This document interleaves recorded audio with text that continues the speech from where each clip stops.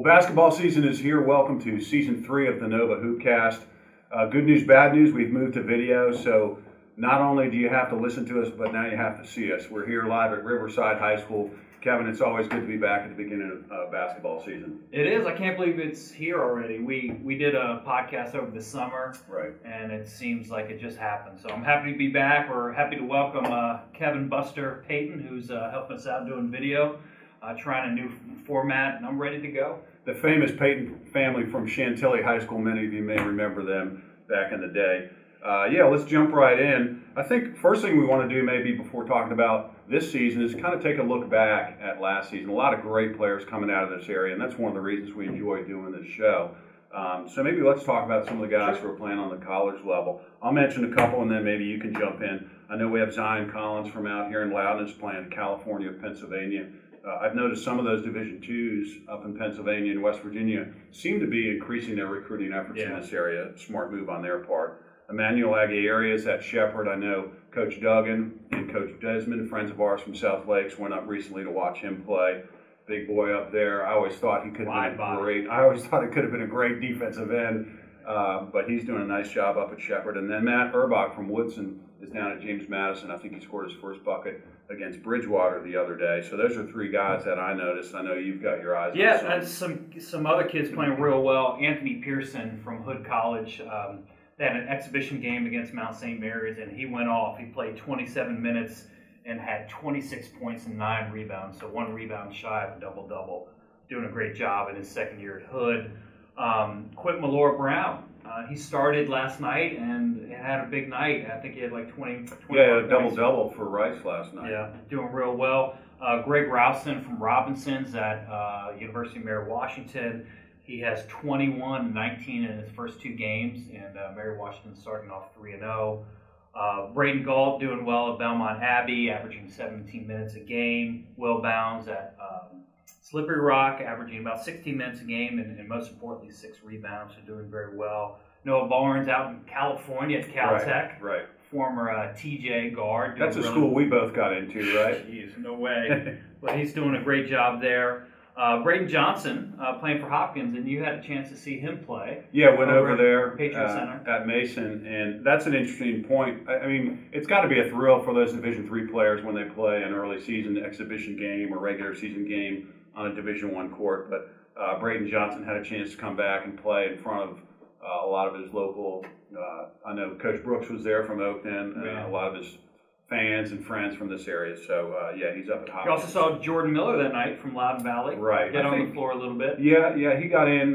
He didn't play much, but I think he's got great upside. We've obviously talked about him a lot the last couple of years. Great player. And Mason's struggling a little bit. They are. Struggled in that scrimmage. I know Hopkins is supposed to be good, but Mason's, I think, 0-3 right now. So struggling a little bit. Just got their first win against Southern last night, I think. Okay. So 1-3. Right. So let's talk. So those are some guys. Now, certainly tweet us out at NOVAHOOPCAST. There's plenty of other guys I'm sure we can talk about from Northern Virginia who are playing on the college level. But there's just a sampling of some guys from last year.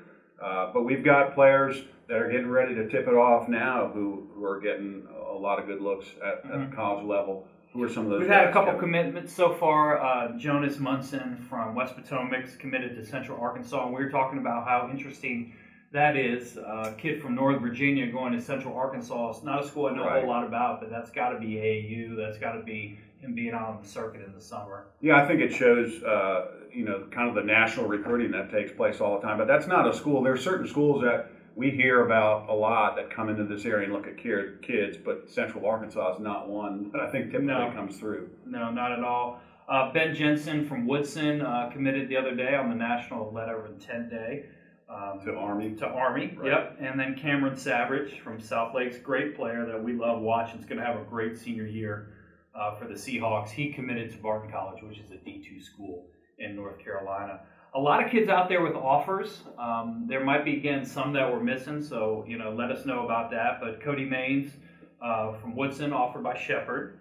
Here in Loudon, Alex Fitch from Rock Ridge has been offered by Chestnut Hill in Pennsylvania. Ian Anderson, a player I saw play yesterday at a scrimmage, a great player for Coach Jeff Hawes at Potomac Falls, has an offer from Assumption, and maybe some other offers out there we don't know about. What else have you heard, Brian? Well, Jake Lotta from South County has some Division II offers, and before we came on air, I was asking you, what we think the ceiling is for him. He's gotten a lot of attention in the offseason, so I'll be real curious to see where his recruiting goes. Evan Buckley from Stonebridge, yeah, he's got a lot of Division I offers, Marist, Vermont, James Madison, a number of others. It'll be, again, interesting to follow his recruiting to see where it all ends up. But he's really a good player and has garnered a lot of interest at the college level. And then Daniel Deaver from Marshall, where you used to coach, really probably the one of the premier big guys, along with Lotta in Northern Virginia. He's an interesting kid in that he's a high academic kid. He's also very interested in the military. So he's got schools with military background interested at all levels, whether it's VMI. I know it has some of the academies have been interested, and I think he's expanded his game a little bit. One of the tricky things for kids like that, and Ian Anderson, who maybe play a lot inside in high school, is they've got to expand their game and be able to step out and shoot and defend on the perimeter.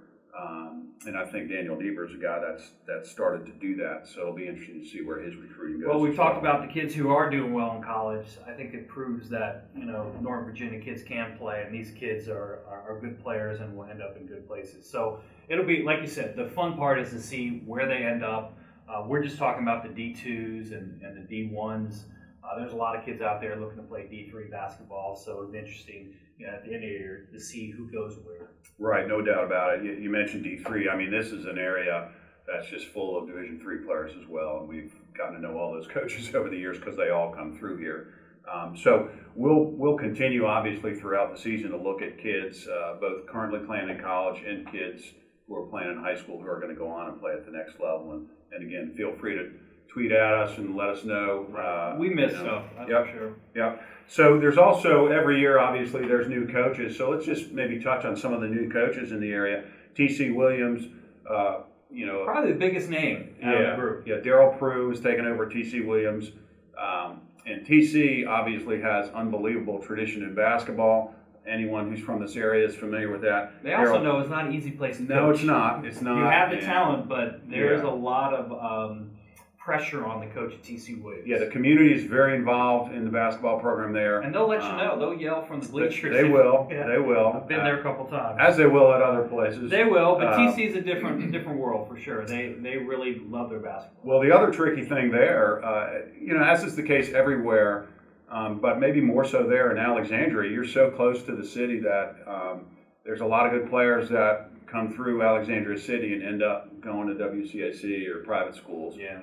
So you've got to contend with that. But Daryl Prue, has a great pedigree. He played at West Virginia, played professionally, has coached at Georgetown and Morgan State. So and also coached, I think, with Team Takeover and the whole AAU circuit. So he's very familiar with the culture of basketball in this area. So he'll do a nice job at T.C. Williams.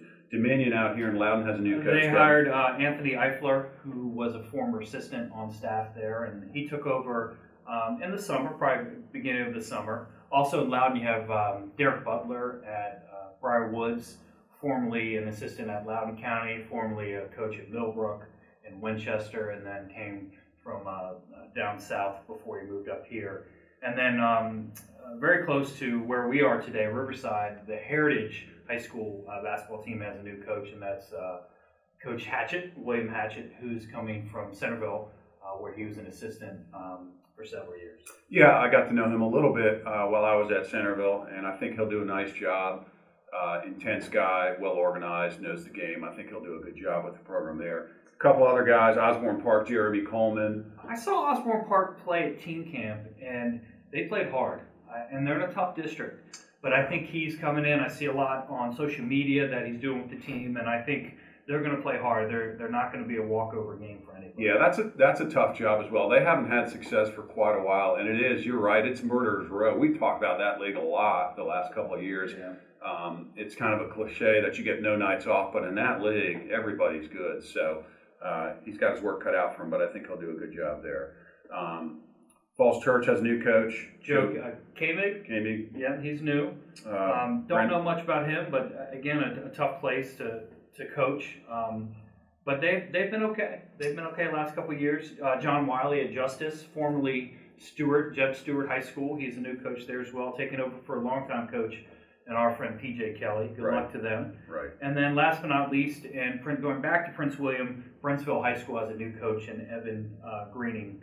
And he was a great player, D3 player, Pittsburgh, Bradford, and former great player at Stafford High School. A little bit out of our area, but relatively close. So there's a good look at some of the players we followed from last year, some of the guys that are getting looks from this year, some of the new coaches as we get ready to tip it off in the 2018-19 season.